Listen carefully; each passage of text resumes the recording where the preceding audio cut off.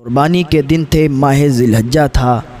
حضرت امام جعفر صادق رضی اللہ تعالیٰ عنہ قربانی کے تعلق سے باز فرما رہے تھے، قربانی کے تعلق سے تقریر کر رہے تھے۔ تقریر کے دوران آپ نے ایک ایسی بات بولی کہ ہر انسان کی قربانی قبول ہو سکتی ہے، لیکن 3 لوگوں کی قربانی قبول نہیں ہوتی ہے۔ آپ نے فرمایا 3 لوگوں کی قربانی قبول نہیں ہوتی ہے۔ سب سے پہلا انسان مشرک کی قربانی اللہ کی بارگاہ میں قبول نہیں ہوتی ہے۔ جس نے شرک کر لیا اس کی قربانی اللہ کی بارگاہ میں مقبول نہیں۔ شرک کسے کہتے ہیں؟ مشرک کسے کہتے ہیں؟ اللہ کی ذات میں کسی کو شریک ٹھہرانا، اللہ کے علاوہ یہ ماننا کہ اس دنیا کو پالنے والا دوسرا ہے، اس کائنات کو چلانے والا دوسرا ہے، اس نظام کو چلانے والا دوسرا ہے، یہ ماننا اس کو مشرک کہتے ہیں۔ تو مشرک کی قربانی اللہ کی بارگاہ میں مقبول نہیں ہوتی ہے۔ دوسرا، سود خور۔ آج کل یہ بہت زیادہ ٹرینڈ چل رہا ہے۔ دیکھو، آپ کسی گاؤں میں دیکھو، کسی شہر میں دیکھو، اکثر لوگ سود کھاتے ہیں، غریب کو لوٹتے ہیں۔ کسی کو 1000 روپے دے دیے تو اس سے دگنے لیتے ہیں، 1.5 گنے لے لیتے ہیں۔ سود کی بیماری لگ چکی ہے لوگوں کو۔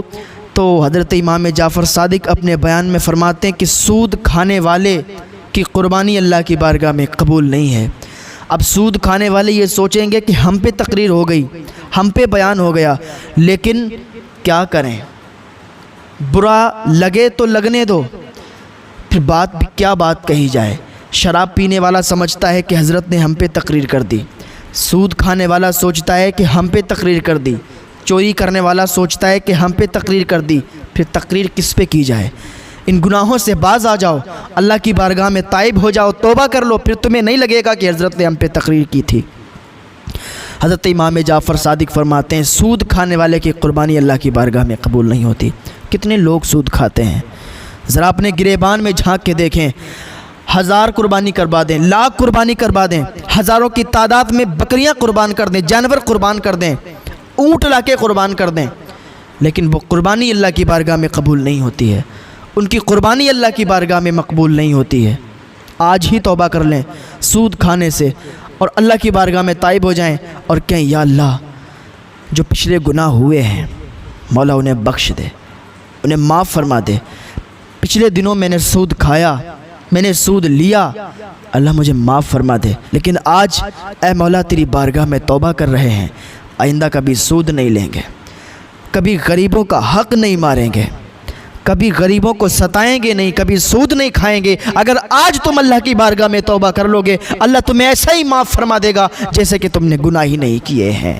اور حضرت امام جعفر صادق فرماتے ہیں تیسرا انسان جو حرام کی دولت، حرام کے پیسے سے جانور خریدے اور پھر قربانی کرے، حرام کے پیسوں سے خریدا ہوا جانور اللہ کی بارگاہ میں قربان کرے، اس کی بھی قربانی قبول نہیں ہوتی۔ آپ نے کہیں سے چوری کر لیے، پیسے آ گئے، ڈاکہ ڈال لیا، پیسے آ گئے، کسی کا حق مار دیا، پیسے آ گئے، حرام کی کمائی ہوئی دولت سے خریدا ہوا جانور، اس پر بھی قربانی نہیں ہوتی ہے۔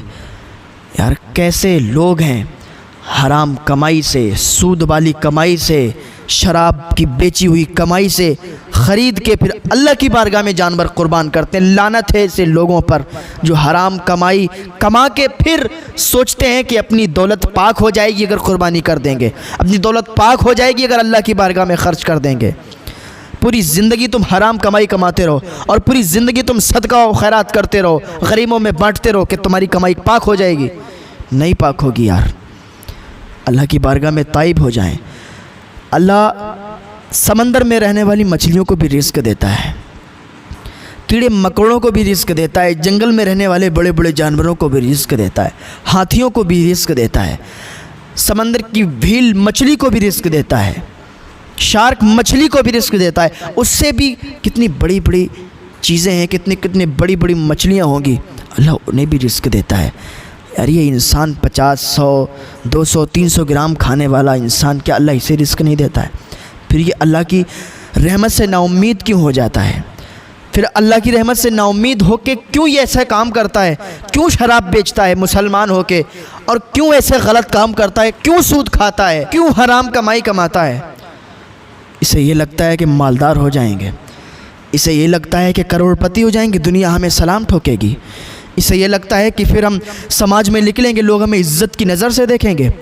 ارے جس غریب کو تو نے سود دیا ہوگا نا، جس غریب کو تو نے لوٹا ہوگا نا، اس کا دل تیرے لیے بد دعا کرے گا، اس کے بچے تیرے لیے بد دعا کریں گے، اس کے دل سے آہیں نکلیں گی۔ ارے یار تو کیسا انسان ہے، تو آج حرام دولت پر ناز کرتا ہے، حرام کمائی پر ناز کرتا ہے کہ میں اتنا بڑا آدمی ہوں۔ یہ حرام کی دولت کوئی کام کی نہیں ہے۔ مر کے چلا جائے گا نا، جیسے ہی قبر میں داخل ہوگے، یہی تمہاری دولت تمہارے لیے نقصان بن جائے گی۔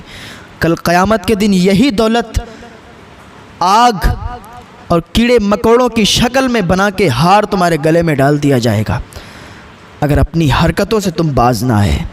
اللہ کی بارگاہ میں توبہ کرو، اللہ سے معافی طلب کرو، اللہ معاف فرمانے والا ہے، اللہ تمہیں معاف فرما دے گا۔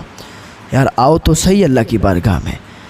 ہاں تو حضرت امام جعفر صادق کی بات چل رہی تھی قربانی کے تعلق سے۔ حضرت امام جعفر صادق نے فرمایا 3 لوگوں کی قربانی قبول نہیں ہوتی ہے، پوری زندگی اللہ کی راہ میں قربان کرتے رہے، پوری زندگی جانور اللہ کی راہ میں قربان کرتے رہے، لیکن ان کی قربانی قبول نہیں ہوتی ہے۔ حرام کی دولت کمانے والے کی قربانی، سود کھانے والے کی قربانی، شرک کرنے والے کی قربانی اللہ کی بارگاہ میں قبول نہیں ہوتی۔ آ جائیں اللہ کی بارگاہ میں، اللہ سے دعا کریں، اللہ سے تائب ہو جائیں، معافی طلب کر لیں۔ اللہ میرے بہت گناہ ہیں مولا، لیکن آج سب گناہوں سے توبہ کرتے ہیں، تیری بارگاہ میں آ گئے، اللہ مجھے معاف فرما دے۔ اللہ تو بڑا معاف فرمانے والا ہے، بڑا کریم ہے، بڑا رحیم ہے، اپنے بندوں کو یوں معاف فرما دیتا ہے۔ ہاں بڑا کریم ہے۔ آئیں اللہ کی بارگاہ میں دعا کریں، اللہ ہمیں نیک عمل کی توفیق عطا فرمائے، اللہ ہمیں زیادہ سے زیادہ قربانی کرنے کی توفیق عطا فرمائے۔ اگر ہمارے پاس مال ہے، مال کے نصاب ہیں، تو اللہ کی بارگاہ میں قربانی کریں، کیونکہ اللہ تعالیٰ کو یہ عمل بہت زیادہ پسند ہے۔ حضور فرماتے ہیں مال کے نصاب ہے، جس کے پاس دولت ہے اور وہ قربانی نہ کرے تو وہ میری عیدگاہوں کے قریب نہ جائے۔ تو اللہ کی بارگاہ میں قربانیاں کرا کریں اگر آپ کے پاس دولت ہے۔ اللہ رب العزت کی بارگاہ میں دعا ہے اللہ نیک عمل کی توفیق عطا فرمائے۔